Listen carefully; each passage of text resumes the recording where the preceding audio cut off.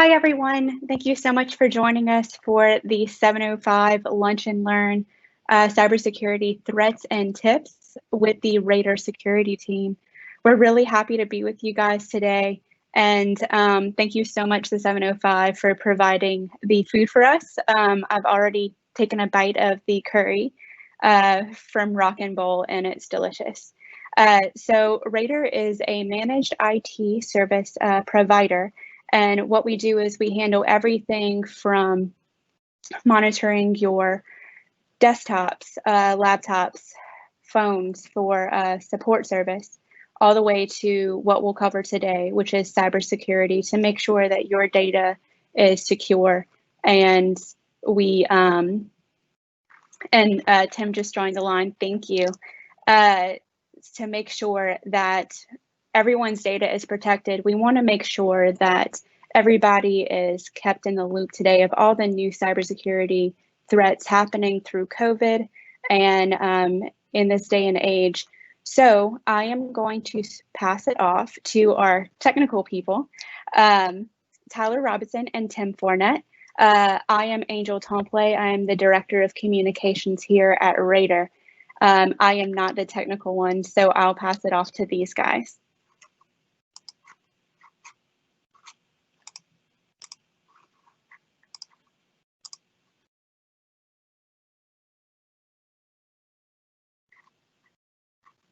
Sorry, I was muted.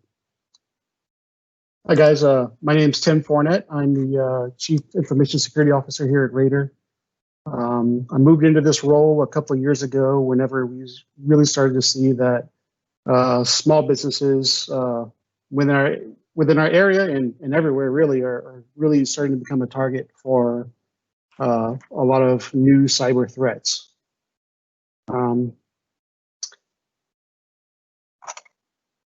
Also have so we've created a cybersecurity team here at RADER, and on that team I have Tyler Robertson, who's going to help with the presentation.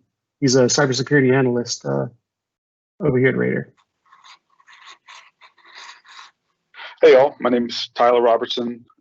Like Tim said, I'm one of the cybersecurity analysts here. My background in this field started with serving 5 years in the Marine Corps, working as an intelligence analyst for the NSA. After that, I used my GI Bill to finish up a degree in IT with a focus in cybersecurity, and then got the opportunity to move back home and join the RADER team. Just a little insight into our day-to-day. Our team focuses on implementing the security tools that we've chosen to create what we consider a strong layered security network, as well as analyzing the data that we receive from those tools, investigating any attacks that we see, and then remediating any issues that do occur.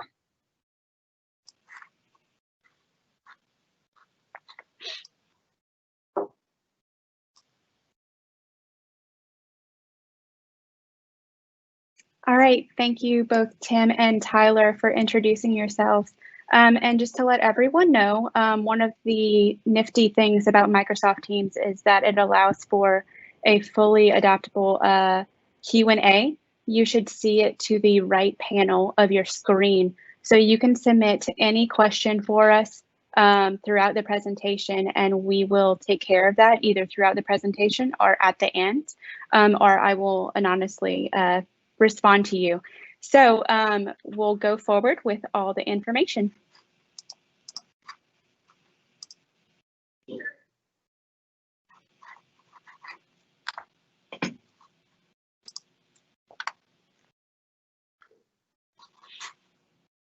So we have a couple statistics just to kind of illustrate how these things are escalating. A lot of everybody has seen that we've had a huge increase in security breaches for large businesses as well as small ones. The large ones get the press, but they're just as big of a risk for small businesses, sometimes even more. The cost of a ransomware attack on a business, $133,000 on the average. We've seen higher, we've seen lower. But it's always disruptive, and it can really have some impact on customer and vendor relationships. these bad guys use every opportunity they can to get people to, do something that results in a breach. And obviously, these days with the COVID-19 situations, we've had a lot of change in how people work, how they communicate, and with those, the bad guys are finding more opportunities to get these things in their favor, to get some sort of a payout. Tyler. Yeah, so like Tim mentioned, this is a growing threat, and it targets everyone, from large businesses to small and medium ones, like a lot of our clients here. And one of the things that we say about these bad actors is they really never let a good crisis go to waste, and they really increase their attacks in a time like this because they can take advantage of less secure environments or people's sense of urgency, whether that be to seek, financial assistance from some of the programs that have been made available. Well, that's a great opportunity to send out fraudulent emails with applications that can collect your personal data, or notifications that asks you to log in and can harvest your credentials. There's also a lot of fake websites being published with claiming to have information about COVID-19, and in people's eagerness to search for these things, they can find themselves in a malicious environment that's being used to get malware put on their machine, or collect their credentials, or harvest their personal data. One of the things that we see on a pretty frequent basis are supply chain attacks. An example might be a bad actor can infiltrate your email, find out who your vendors are, and then impersonate those vendors, asking you to reroute payment, saying, "Oh, due to our new working environment, we've done some audits and changed our payment techniques, and so here's a new bank account. Please route your payments to this going forward." And then we've seen some of our clients fall victim to these attacks, and they can end up paying thousands and thousands of dollars before that discrepancy is noticed. So that's certainly something to be wise of and be on the lookout for, to protect yourself against.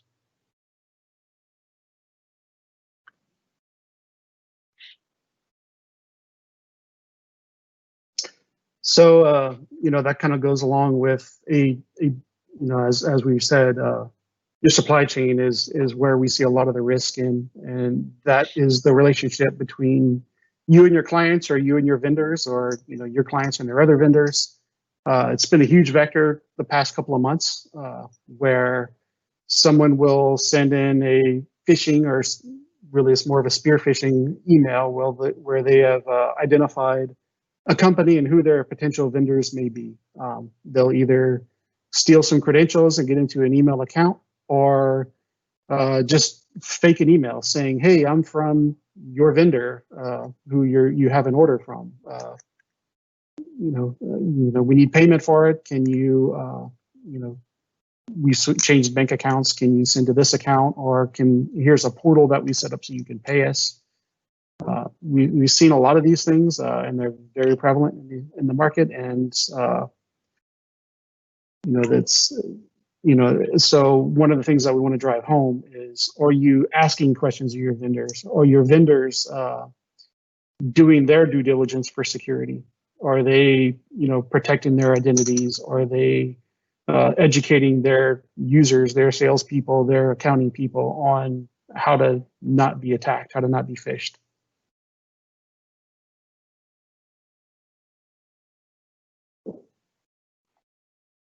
So, now that we've established just how scary the cybersecurity environment can be, it's important to ask who is executing these attacks. And a study by the Wall Street Journal showed that 75% of breaches are perpetrated by outsiders. And that's an implication there that there's 25% of these attacks come from internal weaknesses. So it's important to keep in mind when you're building out your security platform, I guess, that you want to take into account external and internal threats. And there are ways approach that, making sure that access is limited and that, proper protocols are in place when it comes to digital identities and that kind of stuff. Half of cyber attacks involve organized criminal groups, and almost 20% are conducted by state-affiliated actors. This has become a really robust economy and a well-organized field. So you really have to stay informed and be well educated to some of the more complex ways that these attacks can be executed. And then it's important to keep in mind that while you have some of these high-level organizations designing these very complex attacks, those things are kind of put out into the wild on the dark web and such, and then they are used by lower-level actors. So as everyone is a target, even if you're being targeted by a lower-level bad actor, they can get access to these high-level techniques and can cause a lot of damage despite their limited experience or knowledge. So it's really just here driving home the importance of making sure this stuff is taken very seriously and that you're putting good protections in place.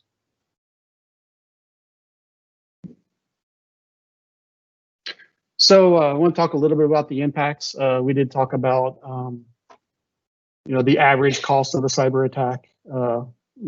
Gartner is predicting, $133 billion in 2022.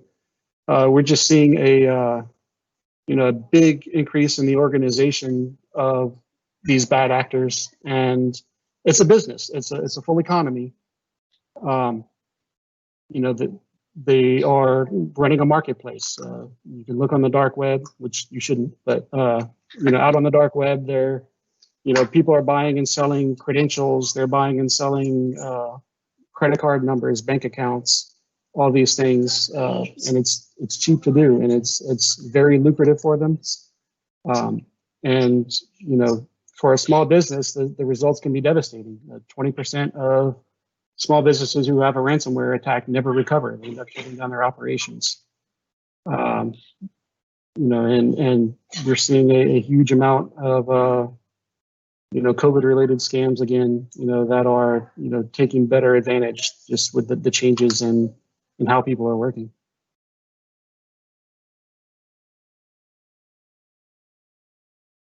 So I hope we've scared you enough now. Every time we go through this kind of presentation, I just feel like everything we say is just like, hey, freak out because it's a dangerous world out there. And while that's true, there's plenty of things you can do to protect yourself.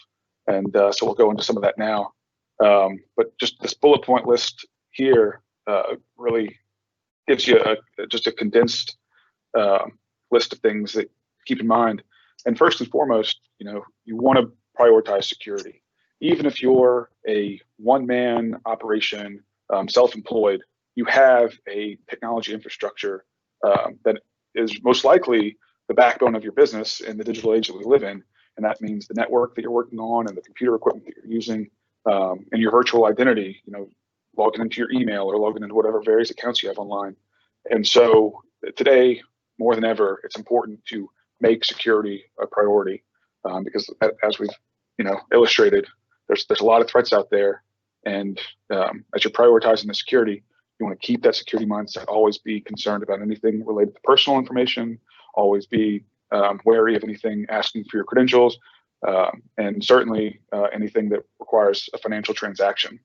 You want to be proactive instead of reactive.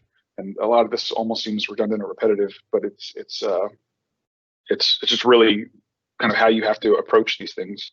And I don't want this to sound self-serving, but it's such a complex technological world we live in these days, and these threats move so quickly and evolve so rapidly. If you can, it's great to hire a managed security company that can approach these problems for you, have the answers for you, and implement those protections on your behalf. So, in terms of action items that you guys can have, we I'm going to talk about what you can do as a business, and we call it the PEP, the pep talk, the plan, educate, and protect. Planning meaning document your policies, have an insurance policy that includes cyber. Come up with plans before something happens on how you're going to respond if you do get some sort of a breach, whether it be ransomware or a phishing attack that results in money being sent. Educate yourself, educate your management team on the importance of managing your cyber risks. Everything that we do as a business has a risk associated with it. But how do you mitigate those? How do you avoid those or protect against them? Educate your employees as well. That's the first line of defense is always the human firewall, or your employees tool to understand the difference between our legitimate email and a phishing email. Do they have enough policies and procedures in place to prevent them from just sending money to somebody that they shouldn't be sending to? Or logging into some website, putting in their credentials where they shouldn't be. Education is key because it's the one constant that we can continue to have as the threats evolve. And then there's the protection layers that go towards preventing the breach in the first place, which ideally works, but in this world, not everything does work. So password policies. Malware detection beyond just regular old antivirus, backups of your data, make sure you have data backed up offsite in a way that can't be compromised once it does get offsite. Have protection on your network, collect logging information and auditing, things that people don't typically have these days. Those need to be added on, especially if you're in some sort of a regulated industry where you need to be collecting information about every activity on the system, whether or not it's malicious or intentional.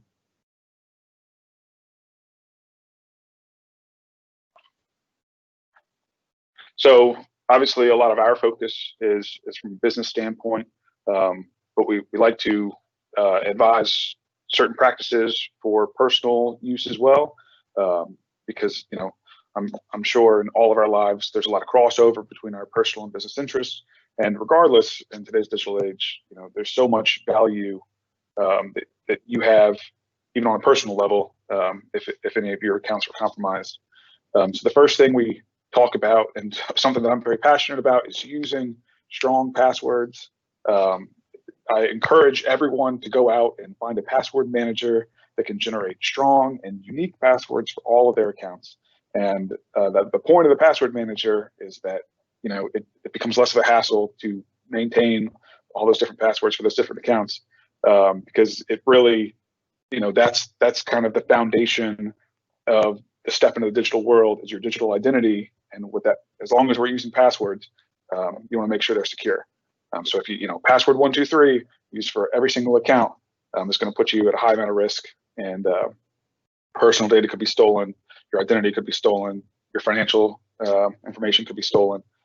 Or you could get malware in your machine, so just good to protect yourself immediately with strong passwords. Emailing sensitive information. I'd spoken about, what to prioritize that security mindset for earlier.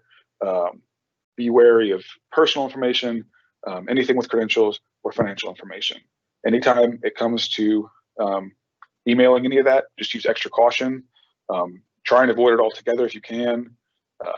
Hope if you are tech savvy enough to encrypt that type of information when it's sent across an email platform, that's great. But the main point here is just use that extra caution, and keeping everything up to date that you use. And that means the devices that you're using, your phone, your computer, make sure they have the latest updates installed, and then the software you're using and the applications that you're using, make sure you install those updates. Because the development teams that are working on those devices and that software are dealing with the security threats as well, and they're constantly pushing out updates that oftentimes patch security holes. So, and then we have a couple of resources. IRS has a great publication that's applicable to everybody. They call it Publication 4557, which is a pretty boring name, but it's actually written in a well organized, easy to read fashion. The URL is up here if you want to take some time to make note of it. And then there's the Stop, Think, Connect, which is a great resource as well for any individuals ever, just in your personal online life, is a great little website to go read. And then, our website, of course, we're going to list that.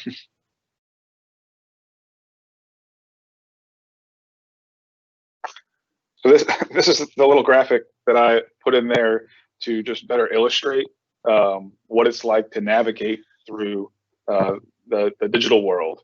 And if you saw in that first one, you're walking on a tightrope, honestly, and there's just so many dangers that can keep you off balance. But with the right tools in place, it can just help you get through those challenges and just increase your chance for success. So that's just a little point I like to make, when we wrap these types of things up.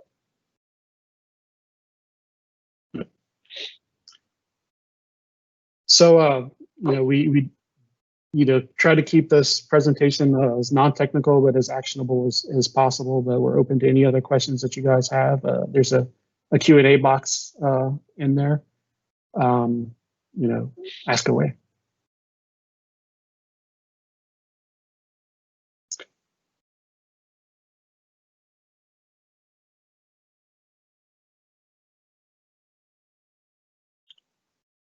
So Monica has a question. How is a password manager not a one-stop shop for villains? What keeps the password manager secure?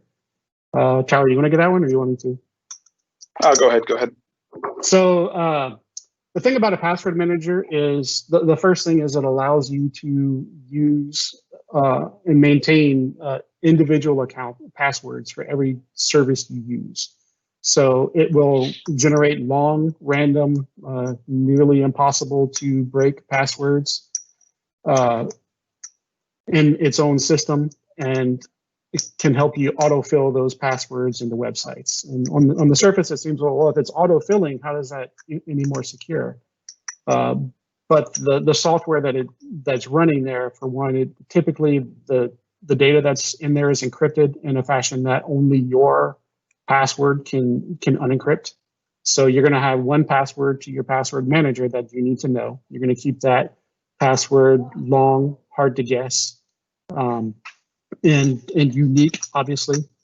And that password will, also encrypt the data that's in there. So you wouldn't have a vector for bad guys to get, even if they get a copy of your database for that password manager, they wouldn't be able to decrypt that.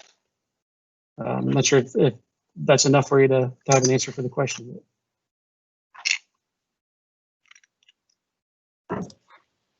All right, our next question is, how do we protect sensitive information handled and stored by third-party vendors?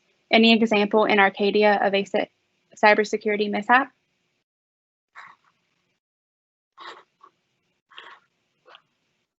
So I'll answer that one as well. So you really, when you put your data in hands of someone else, it's hard to know if that data is secure.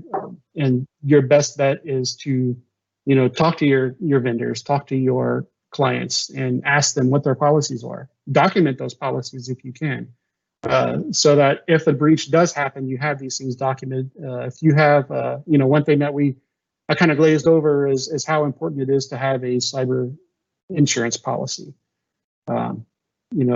Things are going to happen to everyone. It's very likely that you may end up needing to use it.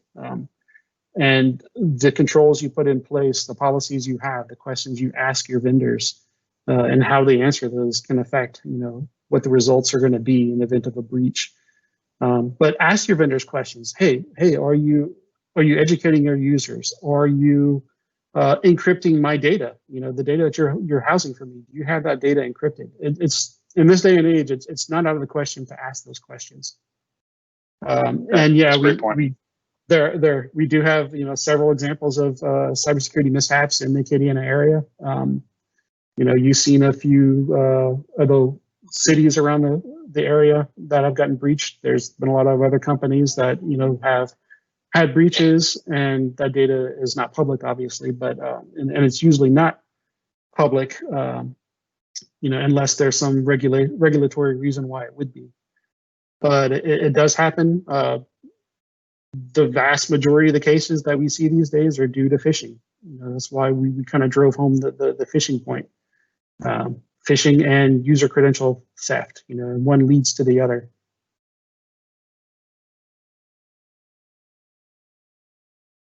All right, the next question is a VPN a good idea for a virtual home-based business, or is that the best for companies? So there's two terms that come up, for VPN, and I'd like to not equate one with the other. One is the VPNs that are the consumer style, where the goal of that is to protect your privacy. And I can get into a long spiel about the differences between privacy and security, how they're related, and how they're, in some cases they work for each other. In other cases, they work against each other. But if in the other definition of a VPN is the VPN that would connect a home computer to a work system. And if you are going to be working from home on work systems, then yes, you want to use some sort of VPN or some other mechanism that is secured. There are other secure mechanisms. Personally, I'm working from home. I don't need a VPN because I can use I can access my files and communication through other means like Microsoft Teams. But for accessing certain types of applications, a VPN is often the best way to do it, and they are good ideas and they can be secure. The VPNs that which can't remember the names of them, but the ones that allow you to watch Netflix from outside of the country or other things like that, they can improve security in some aspects, but in other aspects, it kind of hurts our security efforts, for lack of a better way of saying it. For example, we as a company watch logs for our clients, and sometimes we have people who are using these home VPNs to access work resources. So they're going to be routed through they may come through a server in Cambodia to get to their work resources, and then we get an alert that said, "Hey, Joe at this company just logged in from Cambodia. What's up with that?" And then we have to call them and say, "Hey, are you using a VPN?" "Yes, I am." Oh, well, that's what it was.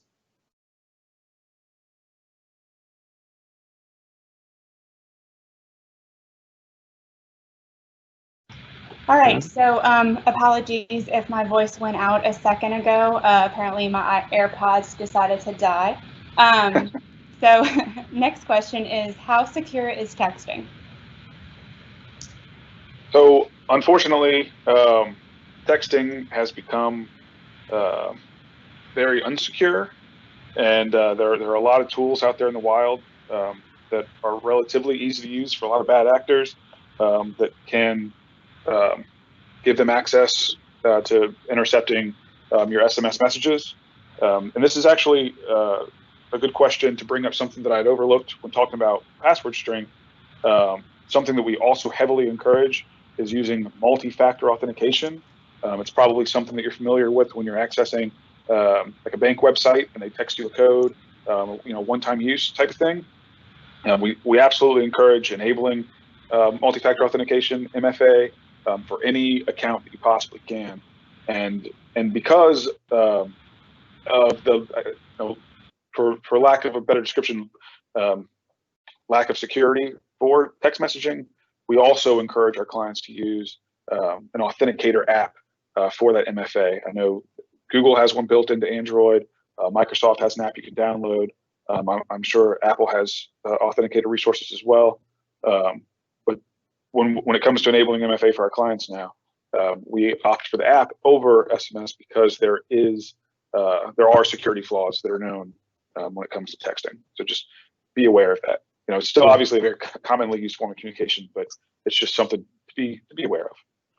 And that is something we have seen happen locally as well, as someone's SMS multi-factor login was compromised and someone was able to get into a bank account and transfer a lot of money out.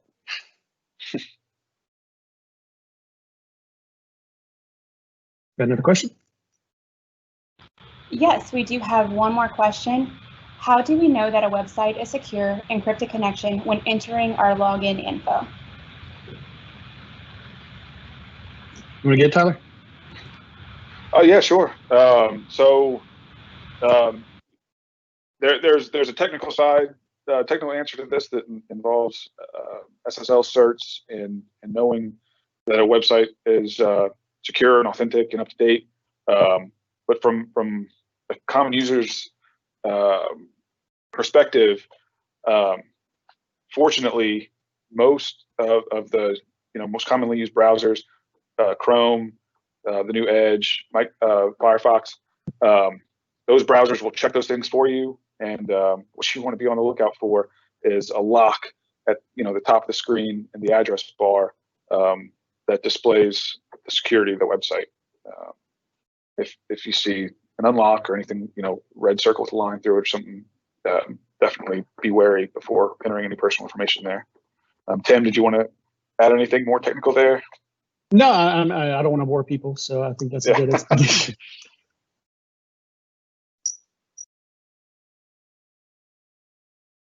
I think you're muted, Angel. So Melissa, so what you're saying is that I really shouldn't have a fully automated home via Alexa. Who wants to take that one? I'll talk a little bit about it. So again, there's that balance between privacy and security, and sometimes things, sometimes one leads to the other, sometimes they fight against each other. If you want to automate your home, go for it. But I would say that one thing that we like to do is put these devices on a separated network, which is a little difficult to do at home, but it's not impossible. And you can segregate your networks with something called a VLAN or virtual LAN. But and the reason I say that is that it's not necessarily Amazon that you need to be super worried about, although they are not unprone to breaches. But these IoT devices, IoT meaning Internet of Things, there have been security flaws in them in the past that allowed bad guys into a network or allow those devices to be used to carry out attacks against other organizations. We have seen a lot of that just in the news in the past. So it's a risk, but it could be a good risk. If you want to have a home automation system that includes a security system that's going to protect you against a burglar or a home invasion, then the risk that is mitigating, may outweigh the cyber risk that you have. Keeping your family physically safe is going to trump, the cyber security, and 99% of the time. So I wouldn't say that home automation is a bad thing. I do a little bit of it. I'm sure everyone does as well. But you have to be smart about it, be careful about it, and ask the right questions, do your research. So on that note, someone wants to know more about Alexa and Siri and any type of those programs.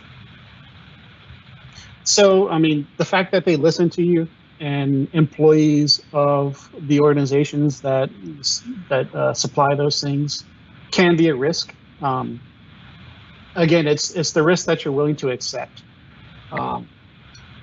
It's, do you trust them above and beyond what you're hoping that they're going to mitigate? Again, if you say, hey, Siri, call the police, and it does it for you, and that, keeps you better physically secure or safe than otherwise, then I'd say it might be worth it. One thing Tyler mentioned earlier is keep your devices up to date, and I don't think that can be stressed enough. If you have an update available for your device, let it run, let it update. More often than not, those things are updating to protect against vulnerabilities in the software and hardware that may or may not even be published to the world. All right, thank you, Tim, for that explanation.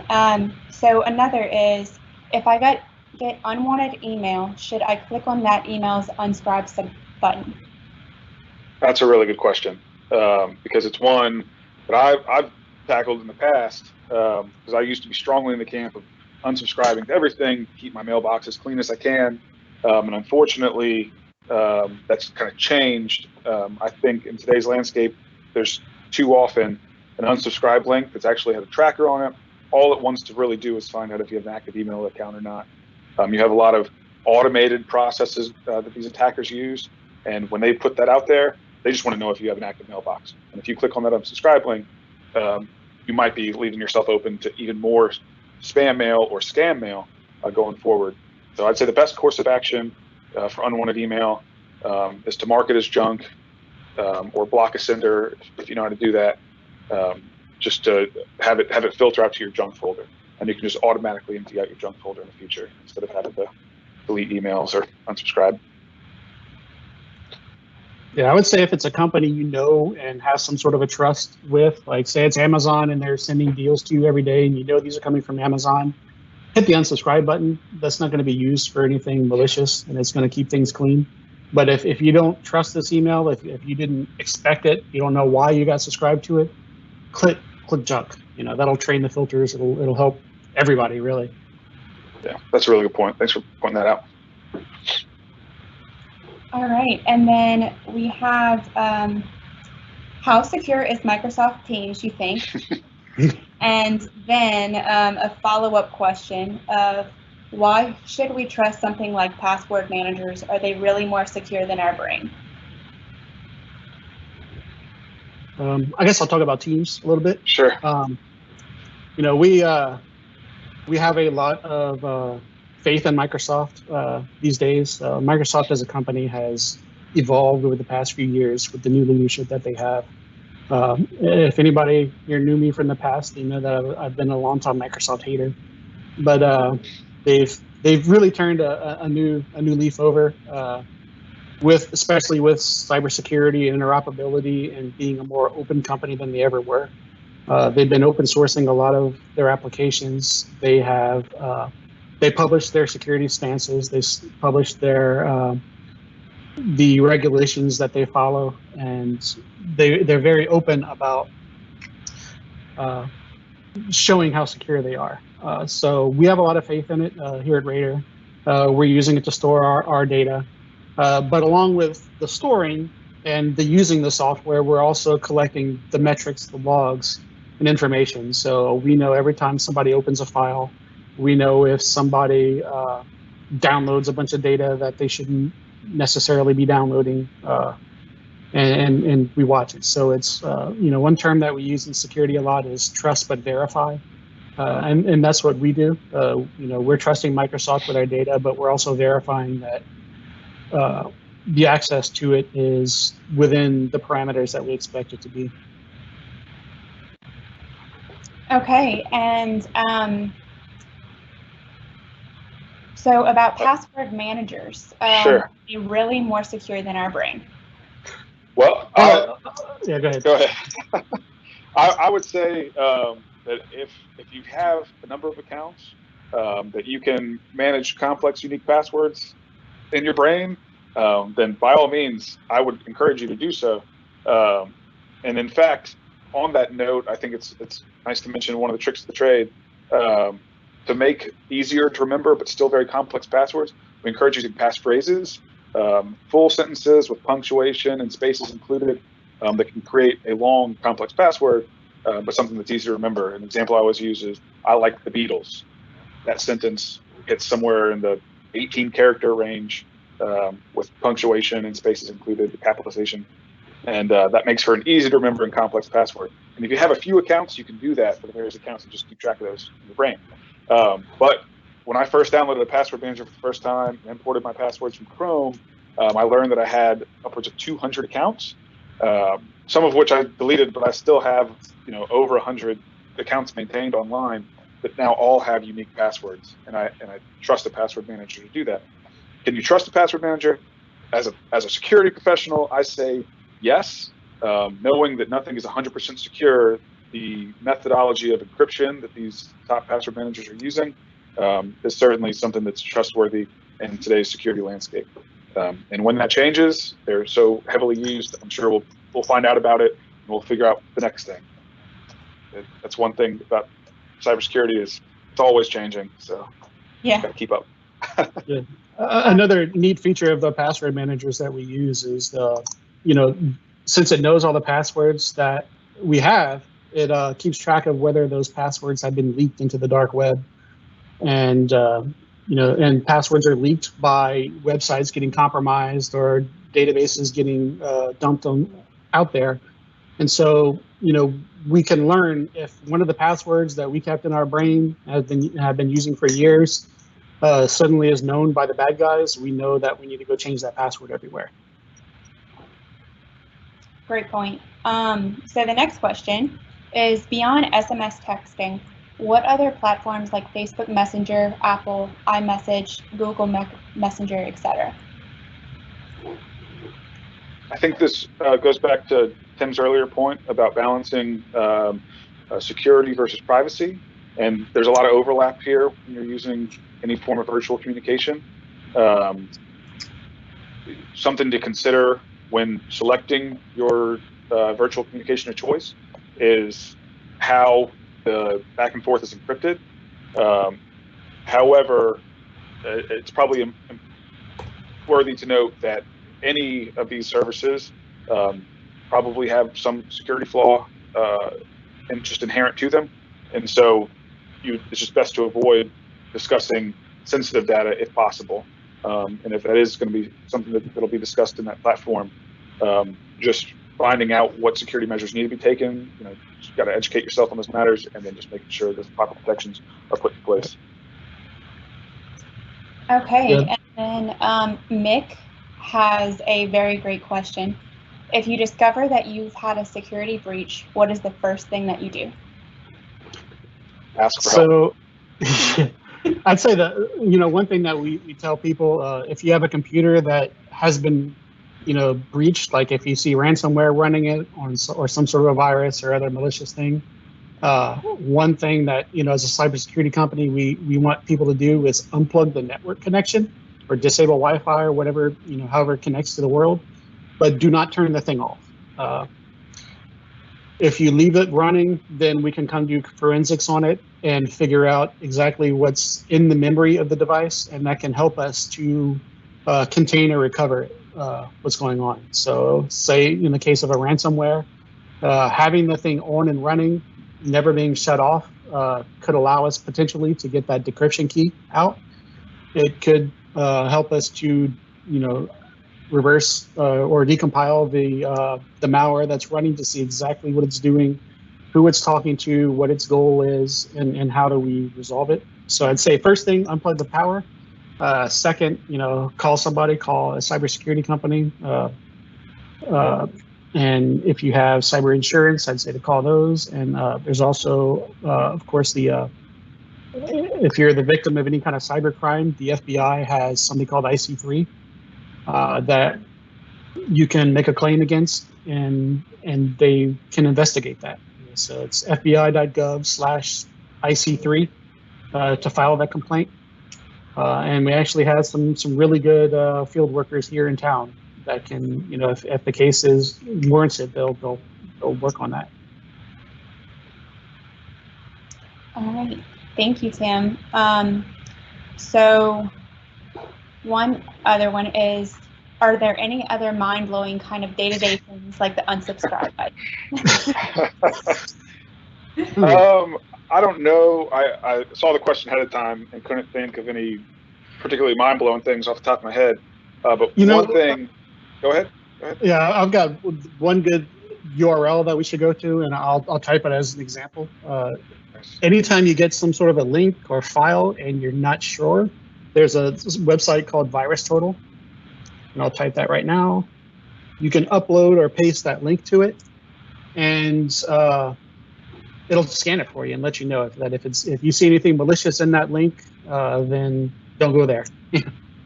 That's a great resource. The example that came to mind that I was thinking of was very innocuous looking attachments that you receive, like Word documents or Excel documents.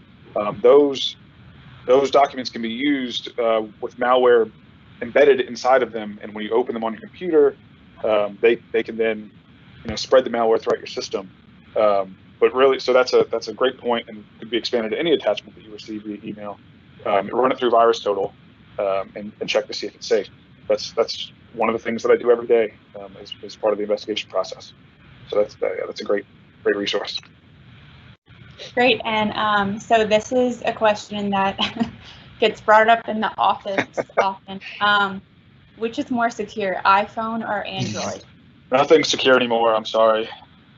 It's Yeah, you're gonna get people who claim one's more secure than the other, but they're from different camps. And then 1 week we'll see an Android vulnerability, the next week we'll see an Apple vulnerability. It's the case of you just got to do the best you can do with what you've got. Use what you like, and anybody who tells you that one is more secure than the other is, they're basing it on how they feel at the time, based on their brand loyalty. But I wouldn't say that one is definitely more secure than the other. They're both trying. Everybody who's doing the right thing is trying to improve their security posture. So I'd say just stick with one and stick with what you like, and hope for the best. I'll remember that next time we have a Mac versus Windows debate in the office. So speaking of password managers, can we trust our browsers to save our passwords in a secure manner? I'm not a fan of using the browser's password manager. Any of the big password managers, and I see another question about specific ones, will have plugins for every browser. And the nice thing about that is if you switch browsers, if you decide you like Edge over Chrome one day, then you can install your plugin and get to your passwords that way. There have been vulnerabilities in the past for the password managers built into browsers. I would say stick with a manager that you like. I see a couple questions about which ones we like. We use something called Keeper.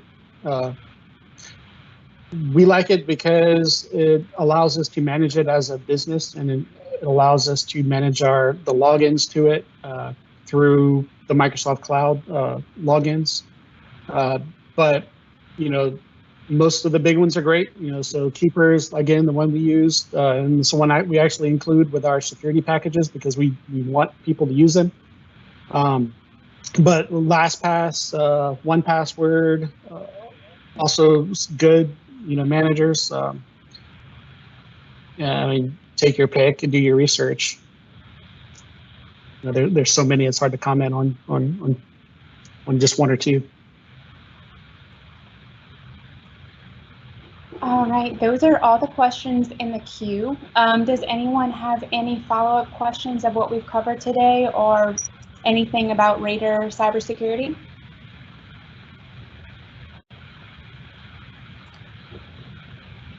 Give it a minute. While we're waiting for that, you're asking for the question about more mind-blowing things. I'll show you guys. I'll put the link as well. Shodan.io.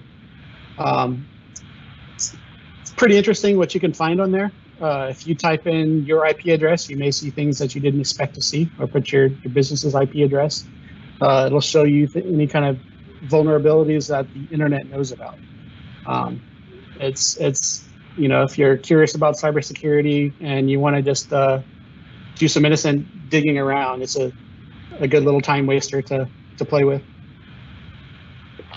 Another thing I think is worth mentioning, one of the most valuable pieces of intelligence that I've exploited, I guess, in my time in the Marine Corps and my time as a security professional, is open source intelligence. Google yourself. Put in your name, put in your email address, and see how easy it is to find you online.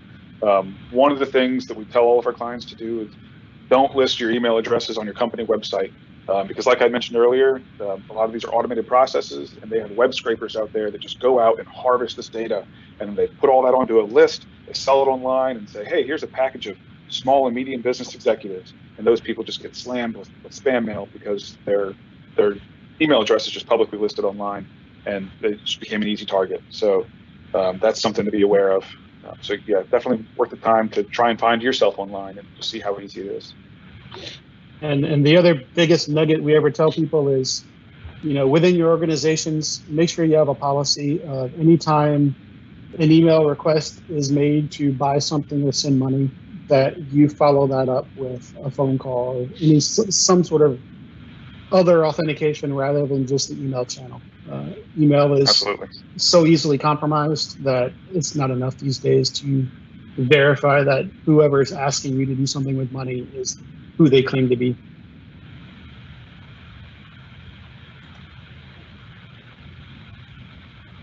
All right, well, that's all the questions that we have in queue. Really appreciate everyone joining us today. And again, thank you for from the 705 for lunch and putting this on. We've really enjoyed being part of it. And This if was great. anyone has any questions, please feel free. Here's our information right here. To give us a call, it's 337-205-4652, or just send us we have an information form through RADERsolutions.com. We're open to any security questions that you have or concerns, and our main goal is just to make sure that all businesses are secure and feel comfortable doing day-to-day business. So if there's no more questions, we'll wrap it up, and we really appreciate meeting with all of you guys. Hope everyone stays safe and has a great rest of your week. Thank you. Thanks. Bye-bye. Thank you, guys.